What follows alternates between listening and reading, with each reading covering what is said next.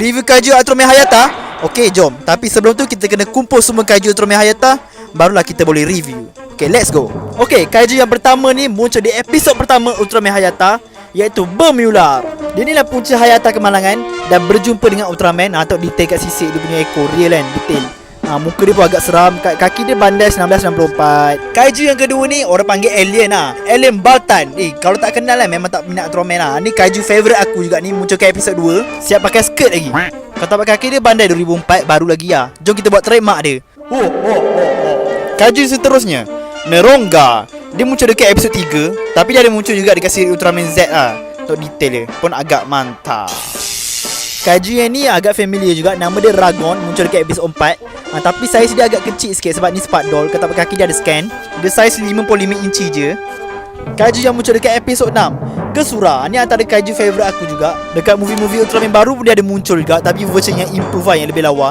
Yang ni version vintage punya. Lemak ada abuk pula. Kaiju yang agak famous juga, Antler. Ni siapa tak kenal kaiju ni? Kalau tak kenal aku tak tahu nak cakap apa. So detail dia pun agak lawa. Kaki dia tulis 2005. Kaiju yang dinanti-nantikan. Ramai sangat yang komen nak kaiju jagung lah, kaiju jagung lah. Belilah jagung kat pasar malam, kan senang. Ni nama dia Red King, muncul dekat episod 8. Red King ni famous betul. Dari era Showa sampai ke era sekarang ni, memang asyik muncul dekat siri ataupun dekat movie Ultraman. Kaiju seterusnya ni muncul dekat episod yang sama juga dengan Red King. Nama dia Pegula, tapi sebenarnya kalau muncul yang sebenarnya Chandler. Tapi aku Chandler tak ada, Chandler rare sangat. Kalau Chandler dia ada telinga kat atas, Pegula ni tak ada. Pegula ni dekat siri Ultra Q.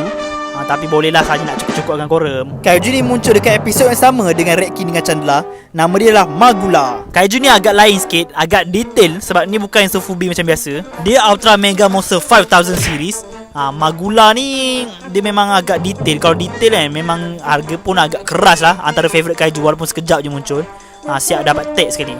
Yang ni tak hairan lah kalau ramai tak kenal ataupun tak pernah tengok, sebab dia pernah muncul sekali je dekat episod 5 Ultraman Hayata. Nama dia Green Mons. Dan memang dia tak pernah muncul lagi dekat siri-siri Ultraman yang sekarang. That's why lah ramai tak kenal kan. Tapi antara favourite kaiju juga, agak unik. Kaiju ni aku rasa semua kenal. Nama dia Pigmon. Tapi ni bukan version siri Ultraman Hayata lah. Ni version siri Ultraman Max. Pun agak comel juga. Tengok perut dia. Kaiju seterusnya ni muncul di episod 10. Siapakah dia? Iaitu Jiras. Jiras ni memang favourite kaiju aku juga. Memang aku minat betul dengan dia ni.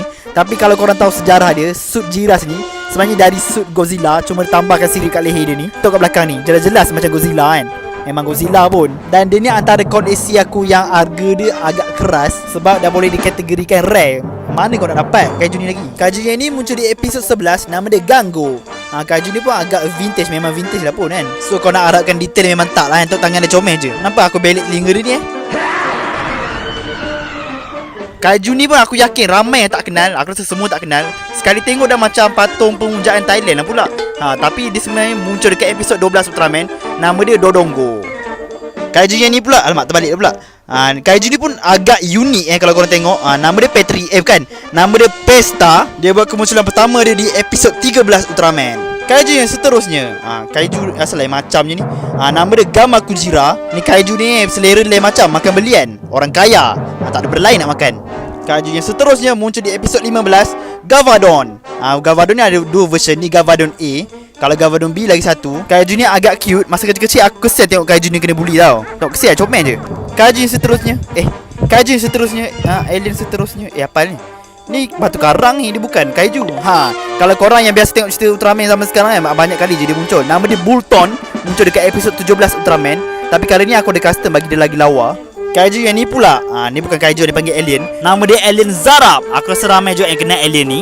Kat bawah tapak kaki dia tahun 2000. Jom kita tengok kelebihan Alien Zarab ni. Tada! Dia boleh transform jadi imitation Ultraman. Ni comparison dengan Ultraman. Sekali Ultraman wacha! Baru ada Akai. Kaiju yang ni pula, nama dia Aboras. Dia muncul di episod 19. Tapi dia ada partner. Partner dia musuh lah, bukan partner. Nama dia Vanilla. Bukan skin Vanilla. Dua ekor kaiju ni memang musuh ketat. Kalau ada Aboras mesti ada Vanilla. Diorang ni dah lama tak muncul. Setelah 55 tahun baru muncul dekat siri Ultraman Trigger. Okey, itu saja review kaiju Ultraman Hayata. Tapi ini baru part 1. Aku akan buat lagi satu part untuk part 2. Sebab kaiju siri Ultraman Hayata ni adalah antara kaiju aku yang terbanyak. So kalau nak buat semua dalam satu video, video ni akan jadi panjang sangat pula. Terpaksalah aku pecahkan kepada 2 video. So video ni akan bersambung. Bye.